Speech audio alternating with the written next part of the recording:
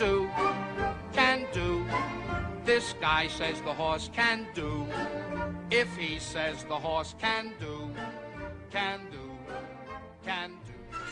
Welcome to Odds and Ends with Mike Tice, Fast Friday. Boy, we've got a great show for you this week. We have on Hall of Fame jockey Gary Stevens, and we're going to break down two Grade 1 racers at Parks Racing in Pennsylvania Saturday. The Grade 1 $1 million Cotillion Stakes for 3-year-old fillies and the Grade 1 Pennsylvania Derby, another $1 million race. I'm also going to put Gary on the spot and make him pick winners in 3 football games. I'll give you a winner with the spread, too, this week.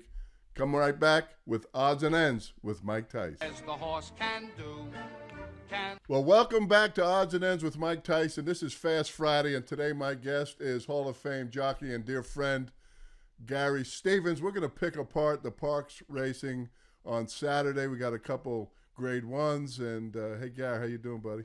I'm good, Mike. How are you, man? I'm doing well, man. I'm doing well. It's good to have you on. It's good to see you. I can actually see you in the screen.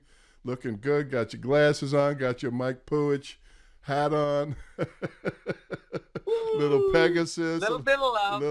Little advertising for Pegasus. But, you know, I think our fans will be excited to hear us talk about those two Division One, right? I feel like I'm in football. Those two Grade 1 races Saturday at Parks, both $1 million races. The Cotillion for 3-year-olds is a special race. I think it's a deep field.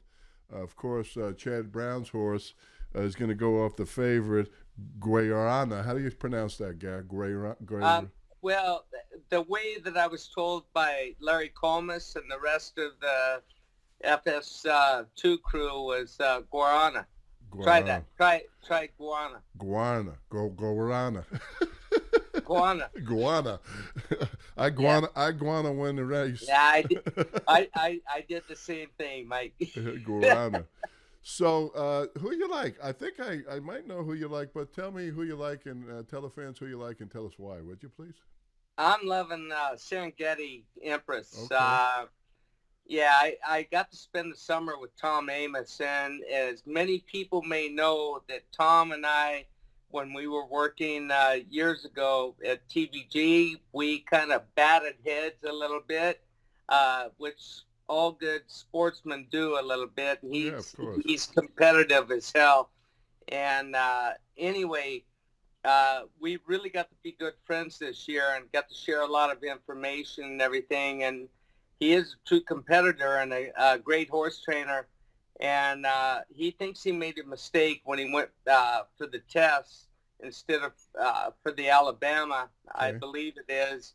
And because of a lack of pace in there. And he's going to tackle her right now. And she's a filly that she's got a lot of try-inners. She's the Kentucky Oaks filly winner. And that's going to be my pick, my man. I think she's lone speed, and I think she's long gone. I mean, he's got the distance. I mean, of course, the horse has gotten the distance, won the Kentucky Oaks at 1 1/8, so she can get to 1 16 pretty easily. The Chad Brown horse I'm not going to bet on because I can't pronounce it, Guarana. So I'm going to throw a horse in there so we can get ourselves an exacta, is Bellafina, the 10 horse, trained by Simon Callahan, also ran in the test, was the favorite in the test. Yeah. But I think the horse is training real well up to the race, guys. Got a couple bullets in there, and you don't really see Simon throw a lot of bullets in the horse. So I'm thinking the horse is sharp. First time blinkers on. I think this could be a nice exacta we can give the fans. Well, I think it is, and the addition of the blinkers, I think, is a good cause. This filly, I thought she would win the Oaks earlier this year. I thought she'd win the Breeders' Cup last year as a 2-year-old, and she really hasn't traveled well. Whenever she's gone out of the state of California on the other side of the Mississippi, things haven't gone well. Mm-hmm. Well, maybe she needs some focus. Maybe it's the blinkers that she needs, so I like your pick. Let's flip-flop these exacta box. And that'll be nice. And if we can beat the Chad Brown horse, which is hard to do, as you know, and you were up there in Saratoga watching him win race after race this summer, I mean, he's just amazing. But we're trying to beat him. We're going to try to beat him on Saturday in the cotillion, the Grade One $1 million cotillion at Parks. Well, let's move on to the big race, the Pennsylvania Derby, going a mile and eighth, another $1 million purse. Of course, the scratch of maximum security makes that a 6-horse field. Who you like in there? I got an idea. I think I know who you like. Who do you think if called me last night and said, do you want to come and ride one for me? What I would have said. It would have been Bob Baffert, and it would have been improbable. Instead, Mike Smith, who I saw this morning, he was headed to the gym and getting ready to get on a plane about right now to head back there to Philly. And it would be improbable, most definitely. He was favored in the Derby, and, you know, he set just off the pace. He was covered up the whole way.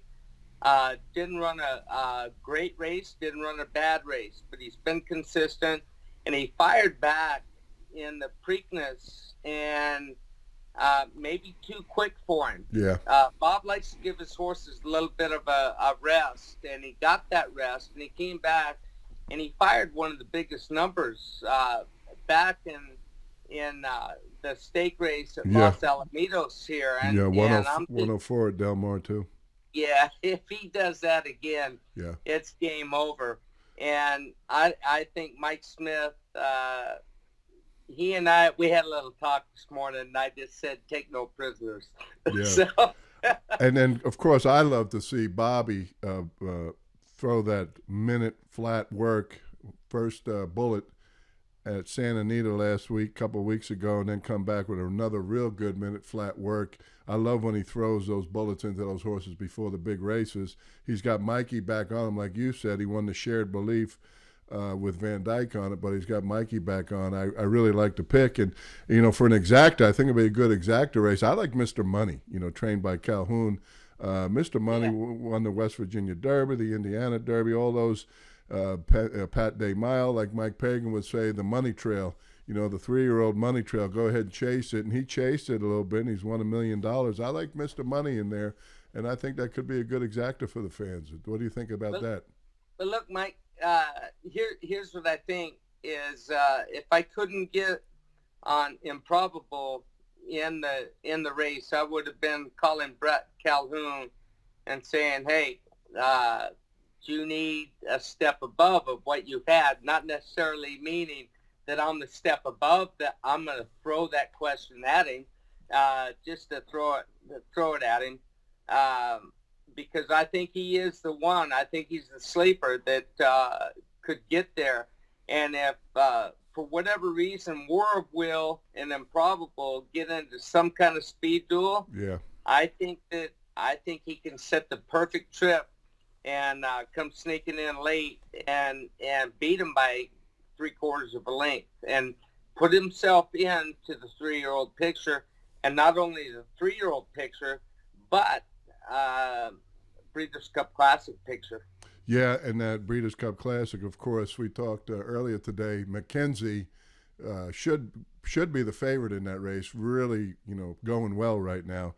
But there's only 200 Bayard horses in this race in the Pennsylvania Derby, and that's Mr. Money and that's Improbable. And I think we got the right horses. If we catch ourselves a nice exacta, we could have a good payday. It's not going to pay a ton, but, you know, I'd rather have a short price than a long face. How about the how about the Gallant Bob, the Grade 2? I'm going to sneak that one on you. I didn't tell you we were going to do that one. Oh, geez. Really? Yeah, pull that. Really going to do this to me? Yeah, come on now. We got another graded race in the 9th race leading up to those 6 furlongs. It's a really good race. Tell me your thoughts on that. I know you probably have some thoughts on that. I like Mikey. I'm going to go with the bottom horse. I'm going to go with Mikey. Bulletin for Todd Pletcher. I don't know what your thoughts are on the race. Any of 1, 2, 3, 4, 5, 6 horses of the 9, I think, could win the race. Mike, the first thing I'm going to do, I'm going to put my clicks on. Oh, there you go. Oh, right there. Oh, there, magnetic. So I can see what I'm looking at, and Who's that picture? Who's that picture of your right shoulder? Who's that? Over your right shoulder? That's John Wayne. Oh, yeah, that's cool. That's John Wayne with the rope around him, and then I've got Oh, I've got a couple Is of that good ones winning behind color? me. Is I've that got winning Thunder colors? Gulch. Is I've that got winning colors. Yeah. Nice. I can actually show you around. And That's good stuff. But if I don't even have to flip to the Gallant Bob. I don't have to look at the PPs of that race. Okay. And the fact that I don't is I'm looking at them probable right now, and I'm looking at the horse that ran second to him in the Shared Belief, beaten 2 3/4 lengths. Yeah, I see that. And his name is King Jack. Yep. For Jerry And Hollendorfer. he's shortening up, and I like to turn back in time. Yeah. So for Hall of Famer Jerry Hollendorfer, I'll go ahead and take King Jack. I like your angle. I do. It's one of my favorite angles, handicapping angles, is a horse showing good speed, going longer, and then turning back to 6 furlongs. That's a great handicapping angle. I've hit a lot of good bets with that angle, and I like that. And I'm gonna go 7-9 exacta. I mean, I think we got to sneak Ravelli's horse in there, the 8, if we're going to play an exotic like a trifecta. But 7-9, I like your pick. I do like your pick, and I think the fans are going to like your pick. Now, I'm going to put you on the spot, though. We're going to go to my game. Well, I'm going to put you on the spot, too. Okay, go ahead. Put me on the spot. No, you go first. Okay, I'm going to go first. You first. I'm going to give you 3 games. I'm going to give you 3 games. I'm going to give you 3 games, and I'm going to ask you who you like. You don't have to tell me why. Just tell me who.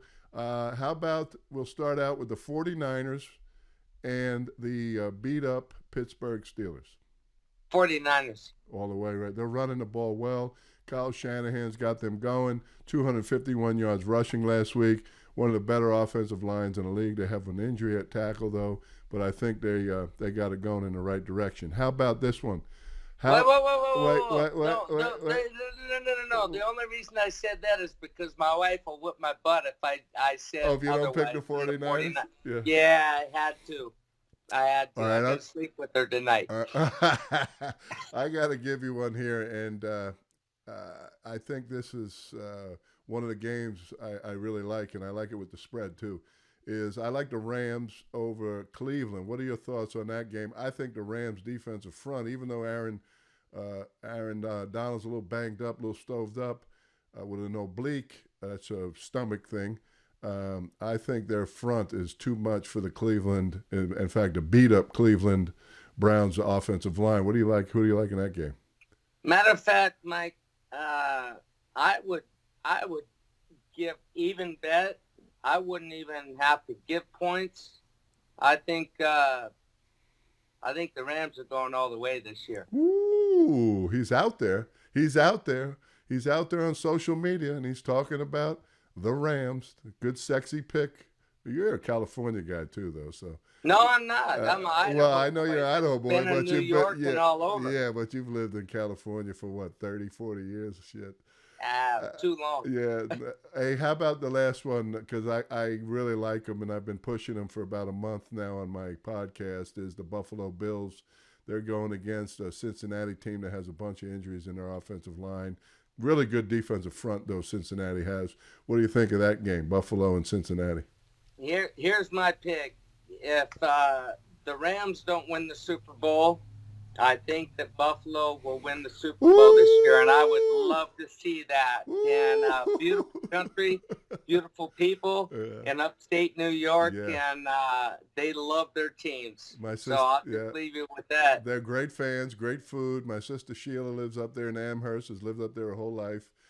New Era Caps, New Era Caps is based out there in Buffalo. And so the Buffalo Bills, I like your picks. I like your picks. I like the fact that we had a chance to talk today, and we won't tell the people that the first time we did this today, it didn't record, so we had to do it again. It was better the second time. It was better the second time. All right, man. I appreciate you, and I'll talk to you next week, man. Thanks a lot. That's Hall of Famer Gary Stevens. Say hi to Dice for me, please. Same to the This guy says the horse can do. If he says the horse can do, can do, can do.